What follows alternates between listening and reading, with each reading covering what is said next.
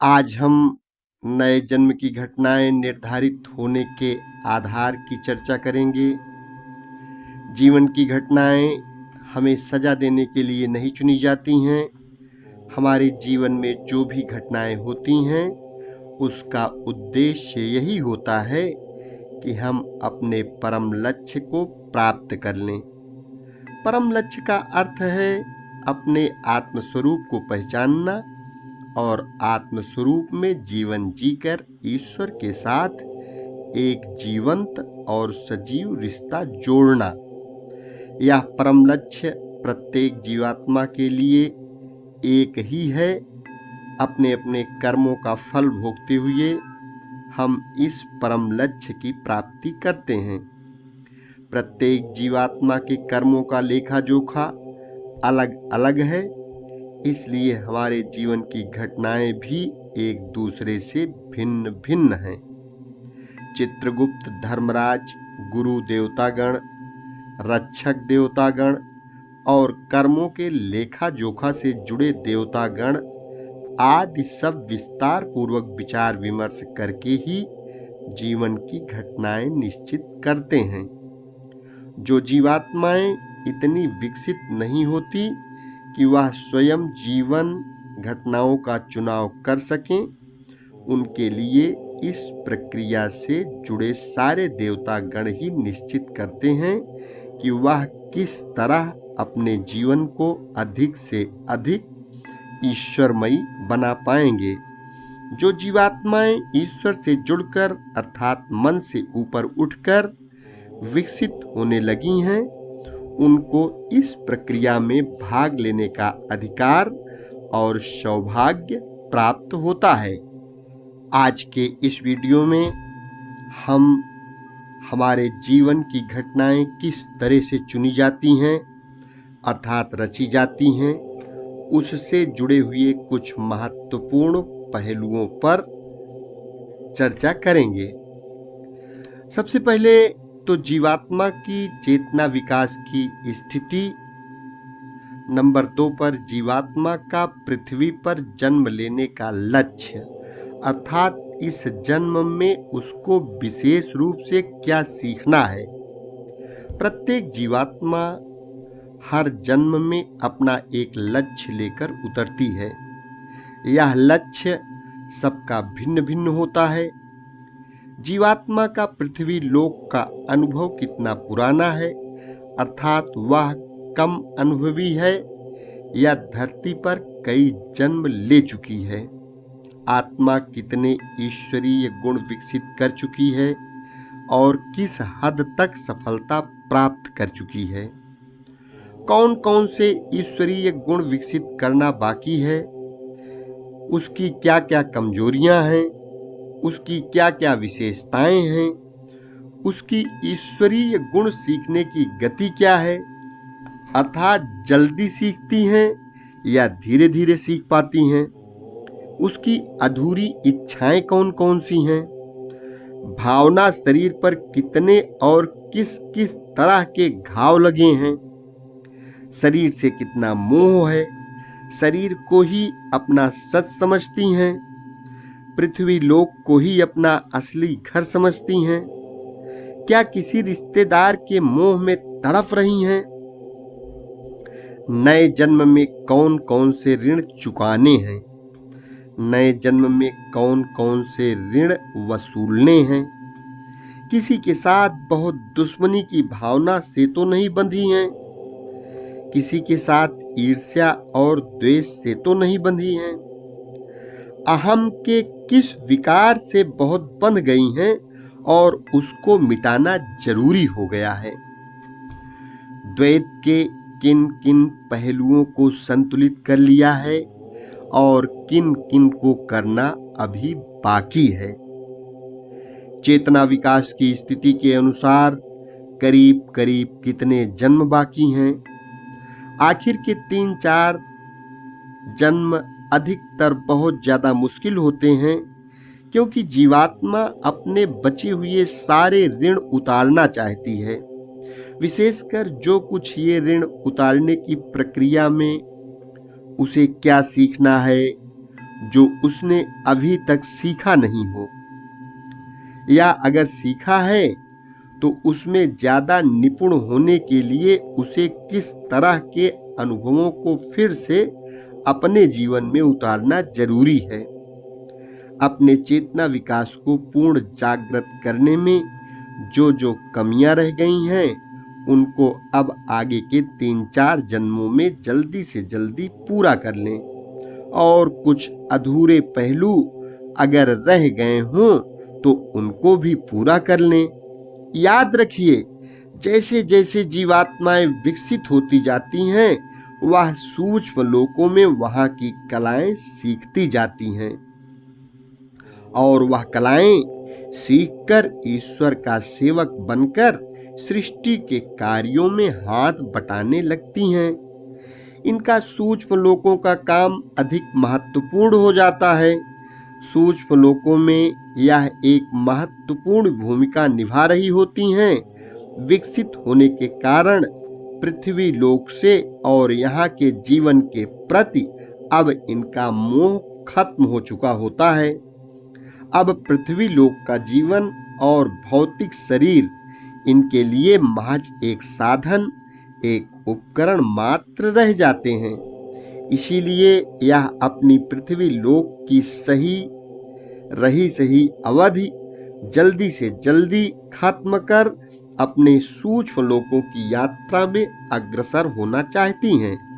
वैसे भी जो सूक्ष्म लोकों का सत्य देख लेगा, उसका अनुभव कर लेगा, उसे पृथ्वी लोक का आकर्षण अपनी तरफ खींच नहीं पाएगा।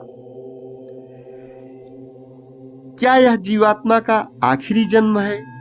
अगर चेतना विकास जन्मों के आवागमन खत्म करने की स्थिति में पहुंच चुका है, तो उस समय द्वैत के किसी पहलू को पूरी तरह समझने में जो कुछ भी कमी रह गई हो, या किसी विकसित गुण को थोड़ा और निखारने की जरूरत, या इस तरह का कोई भी कारण हो, तो जीवात्मा की इच्छा से और सारे गुरुजनों के विचार विमर्श से ही विशेष तरह की घटनाएं रची जाती हैं।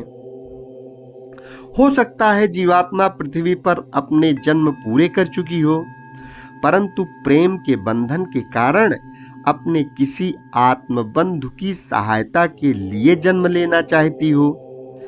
जीवात्मा पूर्ण रूप से जागृत हो चुकी हो, परंतु ईश्वर की सेवा करने के लिए, दुनिया में लोगों को जागृत करने के लिए और ईश्वर से जोड़ने के लिए जन्म लेना चाहती हो।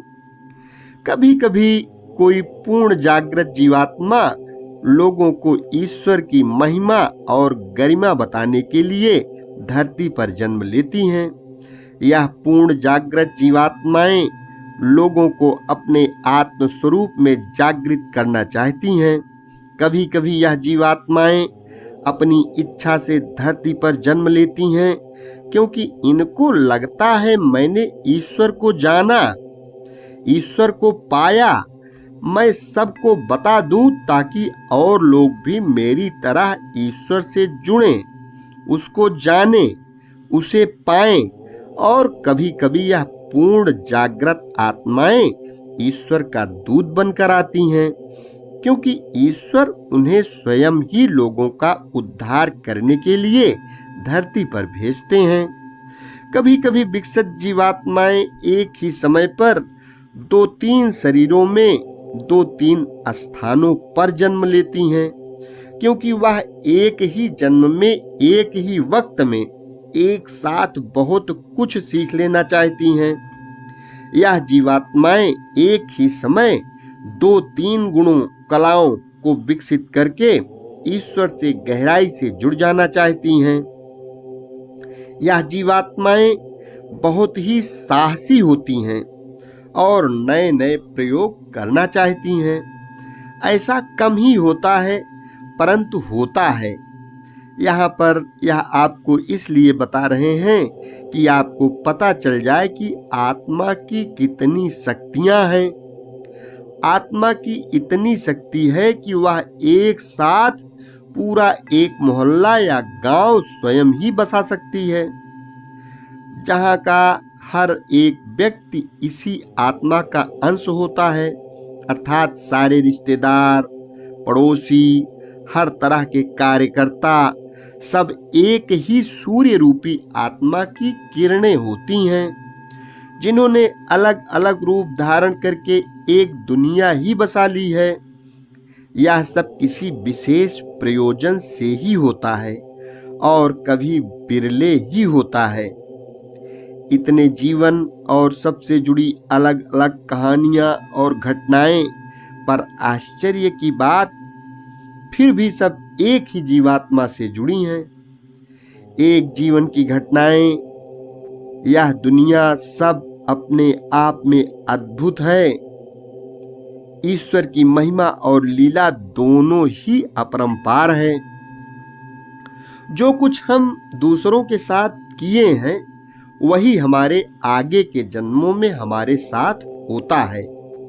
ऐसा इसलिए होता है ताकि हमें पता चले और या हमें महसूस हो कि हमने अपने दूषित कर्मों से दूसरों को कितना कष्ट पहुंचाया है।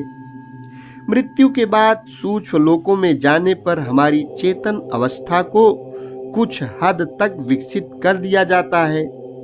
इसलिए हमें स्वयं ही अनुभव हो जाता है कि हमने जो कुछ भी दूसरों के साथ किया उससे दूसरों पर क्या गुजरी।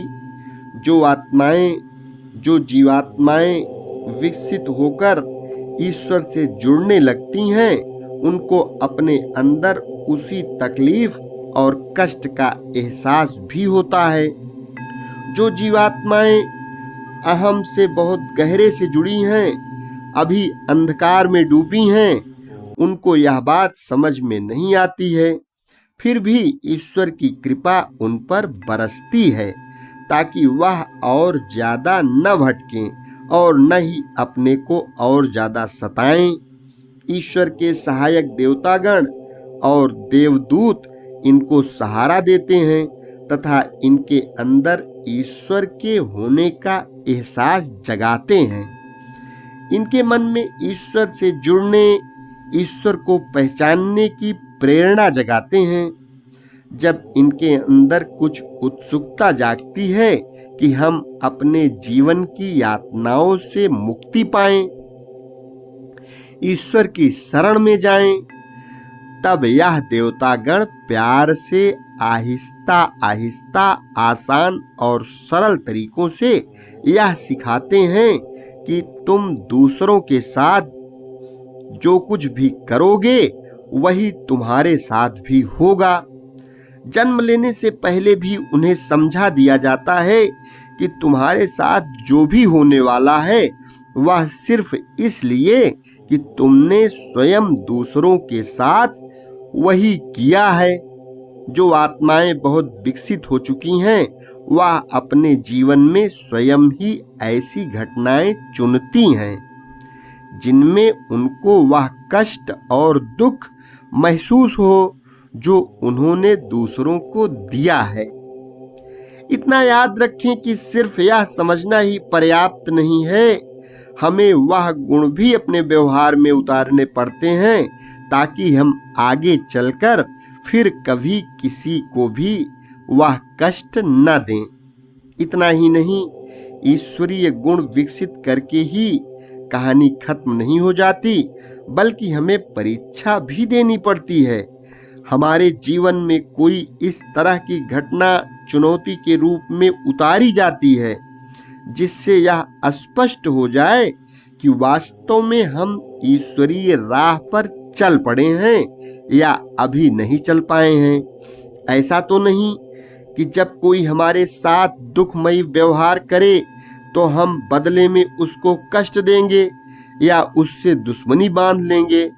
अगर हम असफल हो गए हों तो हमारे सामने फिर से ऐसी घटनाएं उतरती रहेंगी जिससे पता चले कि आवश्यक ईश्वरीय गुण हमारे आचरण में पूरी तरह से उतरा है या अभी तक नहीं उतर पाया है। यह ईश्वरीय गुण हमारा स्वाभाविक गुण बना है कि नहीं बन पाया अभी तक। और इस तरह से घटनाएं बार बार हमारे जीवन में उतरती रहती हैं जब तक हम पूर्ण रूप से ईश्वरीय गुणों को जीवन में उतार नहीं लेते। अब नए जन्म की परिकल्पना अगर करें तो नया जन्म प्रेम के कारण जन्म लेना, कुछ विकसित आत्माएं जो पूर्ण रूप से अपने आत्म स्वरूप में जागृत हो चुकी हैं, प्रेम बस पृथ्वी पर जन्म लेती हैं। यह वह आत्माएं हैं जो अभी भी भावना लोक में ही रहती हैं। इस बात को समझने के लिए कुछ तथ्य समझने की जरूरत है। जो जीवात्माएं एक साथ कई जन्म ले चुकी हैं, वह ज्यादातर एक साथ आत्मबंधु बनकर सूक्ष्म लोकों में एक ही जगह पर रहती हैं। उनका यह साथ और बंधुत्व का रिश्ता हजारों साल पुराना होता है। हर जीवात्मा के विकास की गति की रफ्तार अलग अलग होती है, क्योंकि हर आत्मा ईश्वर के एक अलग ही रूप को प्रकट करती है। हर आत्मा अनोखी, अनूठी है और इसलिए वह कब पूर्ण रूप से जागृत हो जाएगी, यह भी समय सबसे अलग ही होता है। इस तरह जो आत्मा अपने साथ के बंधुओं में सबसे पहले ही पूर्ण जागृत हो जाती है, वह प्रेम के रिश्ते के कारण अपने किसी बंधु की सहायता करने के लिए उनके साथ किसी नजदीकी रिश्ते में जन्म ले लेती है। इनका यह जन्म अधिकतर बहुत मुश्किल होता है, क्योंकि यह अपने बंधु को ज्यादा से ज्यादा विकसित करना चाहती हैं। इसके दो लाभ होते हैं। एक तो वह उनके करीब रहकर उनके आगे बढ़ने में सहायता करती है और दूसरा उनको भटकने से भी बचा सकती है। इस तरह सहायता और सुरक्षा दोनों ही प्रदान करती है। वह यह सब करके प्रेम के साथ साथ त्याग का जीता जागता उदाहरण बन जाती है। अपने इन आत्म बंधुओं के प्रेम और त्याग को देखकर जिसके लिए उसने जन्म लिया है, वह भी प्रेम और त्याग की महत्ता को समझ सकती है। इससे उसको प्रेम और त्याग के ईश्वरीय गुण को अपने जीवन में उतारने की भी प्रेरणा मिलती है। यहाँ पर एक बात यह भी समझ लेनी चाहिए कि जिस आत्मा ने प्रेम के लिए त्याग किया, उसका यह त्याग उसको ईश्वर के साथ और भी गहराई से जोड़ता है। उसके जीवन में ईश्वर की और भी ज्यादा कृपा बरसने लगती है। उसके हृदय में ईश्वर के प्यार और अमृत का सागर और भी गहराई से उमड़ पड़ता है तथा जीवंत हो उठता है। यही ईश्वर की सबसे बड़ी कृपा है, वरदान व आशीर्वाद है। हर आत्मा के अपने विशेष गुण हैं और इसीलिए हर आत्मा अपने स्वभाव के अनुसार अलग अलग राहें अपनाती हैं और अलग अलग तरह की घटनाएं चुनती हैं। आत्माएं अपने स्वभाव के अनुसार जीवन का चुनाव करती हैं। सबसे पहले तो संभल संभल कर चलना। कुछ जीवात्माएं पिछले कई जन्मों में जिस सार या विशेष गुण को विकसित करने की कहानी रच रही हैं, उसी को नए नए ढंग से आगे बढ़ाती हैं। अपनी सीखी हुई जानी पहचानी प्रणाली को ही धीरे धीरे सोच समझकर आगे बढ़ाती हैं, ताकि जो अभी तक सीखा है उसी को और गहराई व सूक्ष्मता से आगे बढ़ाएं और हासिल करें। इन जीवात्माओं का स्वभाव जीवन को नाप तौलकर सरल और आरामदायक ढंग से जीना होता है। यह पूरी तरह से बिल्कुल नई राह पर नहीं चल देती हैं। ज्यादातर पुराने गुणों को धीरे धीरे निखारती हुई साथ ही हर नए जन्म में कुछ नया करती हैं। नए मोड़ के साथ कुछ नए तत्व लेकर अपनी पहचानी डगर पर ही चलती हैं। एक तरह से यह भी कहा जा सकता है कि यह स्वाभाविक तौर पर बहुत ज्यादा और बड़ी बड़ी समस्याएं और चुनौतियां लेकर धरती पर नहीं उतरती हैं। एक बड़ी चुनौती की घटना उतारकर उसका सामना करते हुए कुछ समय तक आसान और सुलभ जीवन बिताती हैं। दो चुनौतियों के बीच काफी समय यानी अंतराल रखती हैं ताकि उसके प्रभाव से उभर सकें। साथ ही साथ उस चुनौती से क्या सीखा, इसको पहले व्यवहारिक रूप में अपने रोज की जिंदगी में धीरे धीरे समाविष्ट करने की चेष्टा करती हैं।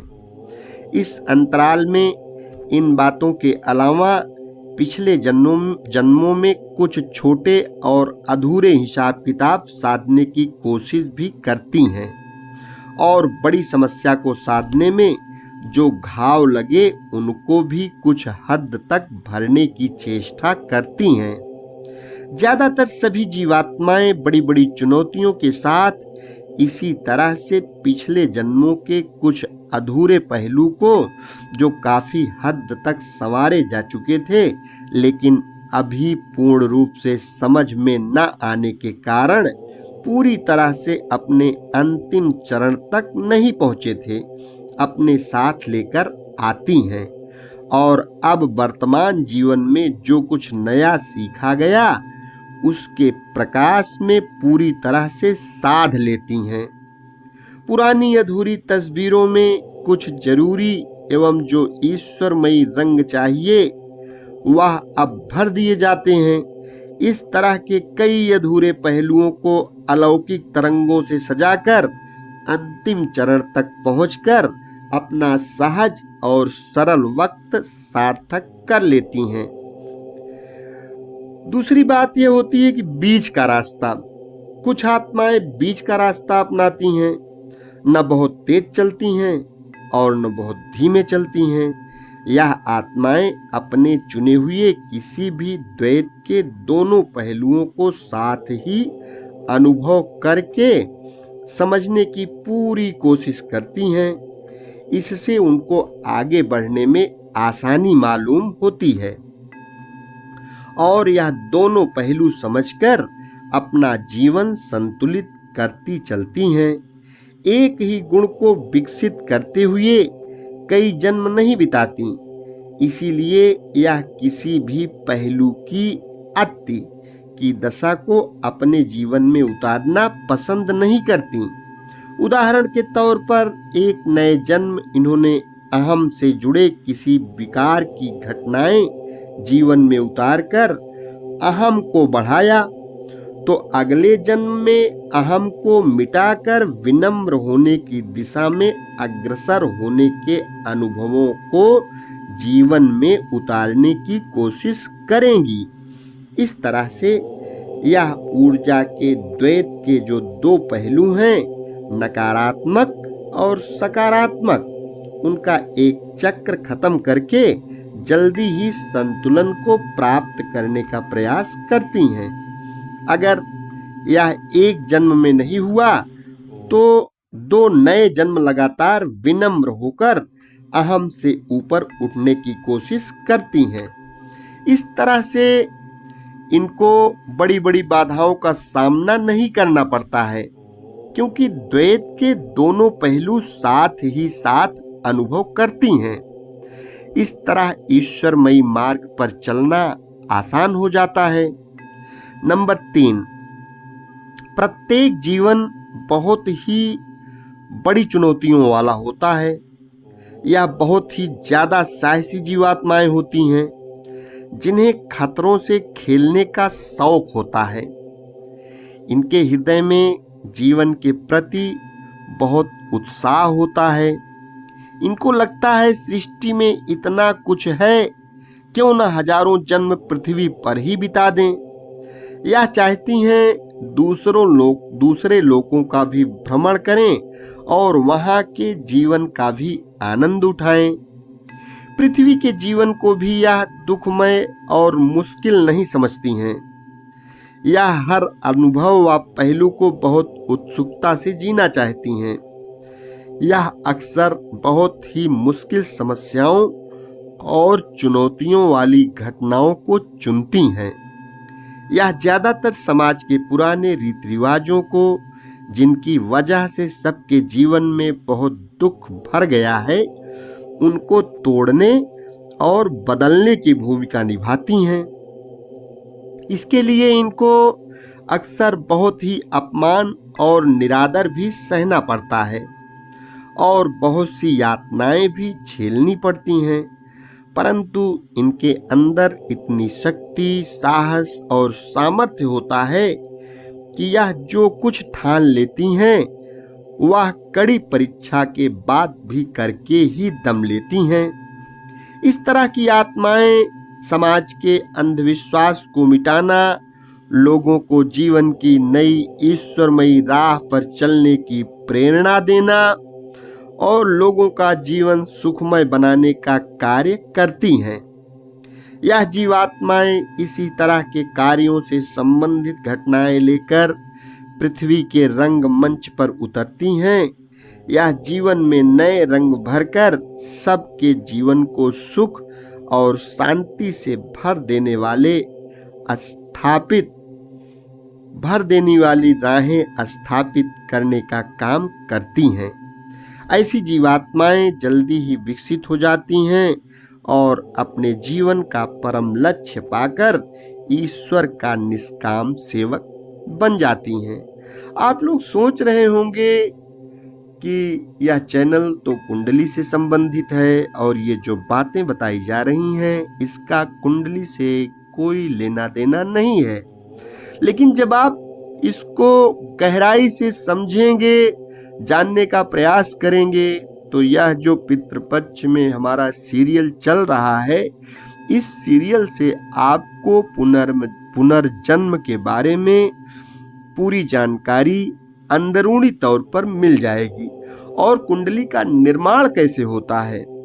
वास्तव में जब बच्चा आता है, जैसे धरती पर उतरता है, तो उसको तो कोई जानकारी नहीं होती है, उसके कोई कर्म नहीं होते हैं। वह तो अंदर से एक दूसरे लोक से बाहर आया और उसी को देखकर उसकी कुंडली बनाई जाती है।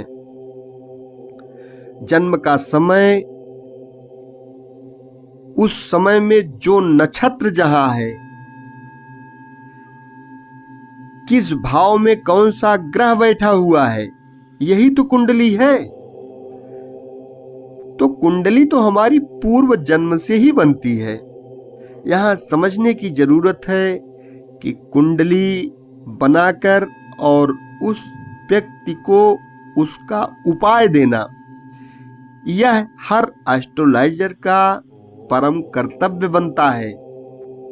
भाई, आप कुंडली देखकर यह तो बता सकते हैं कि ऐसी ऐसी घटनाएं घटित होंगी, लेकिन वो क्यों घटित होंगी, उनको कैसे रोका जा सकता है, कैसे उसमें बदलाव लाया जा सकता है, या जो उस व्यक्ति का अगला जन्म होगा उस पर इस जन्म में किए हुए कर्म का क्या प्रभाव पड़ेगा, इसके बारे में जब तक आप किसी को नहीं बता पाएंगे तब तक आप जन कल्याण नहीं कर पाएंगे। और एक ज्योतिषी निश्चित ही जन कल्याण करने के लिए ही उसे ज्योतिष भगवान सौंपते हैं। ईश्वर की प्रेरणा से ही वह कुंडली को बांचने वाला होता है, कुंडली बनाने वाला होता है। और कुंडली को समझने के लिए यह समझना बहुत जरूरी है कि ऐसा होता क्यों है। जब आप लॉजिक पर अंदर जाएंगे और ईश्वरीय शक्तियों को धीरे धीरे आत्मसात करेंगे तो निश्चित ही आपकी प्रिडिक्शन में दम होगी और आप जन कल्याण की भावना से लोगों का कल्याण भी कर पाएंगे, जो आपका भगवान द्वारा दिया गया परम उद्देश्य है। और उस उद्देश्य पर कार्य करने के लिए, उस पर चलने के लिए भगवान ने यदि आपको चुना है तो निश्चित ही आपको पूरी जानकारी होनी चाहिए। और अध्यात्म के बल से इन सारे पहलुओं पर विचार करके ही लोगों का कल्याण करना चाहिए। ओम हनुमंते नमः। अगले भाग में हम कठिन जीवन की घटनाओं से कुछ जुड़े हुए विशेष रहस्यों की बात करेंगे, जिसके कारण व्यक्ति का व्यक्तित्व, उसकी सारी सोच में परिवर्तन करवाया जा सकता है।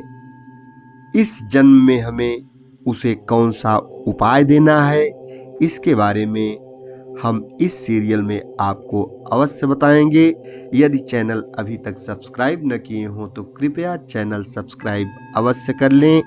वीडियो शुरू में उबाऊ जरूर लगेगा, लेकिन जैसे जैसे आप जुड़ते जाएंगे और अलौकिक शक्ति में आपकी विश्वास शक्ति बढ़ती जाएगी, निश्चित ही आपके समझ में आने लगेगा।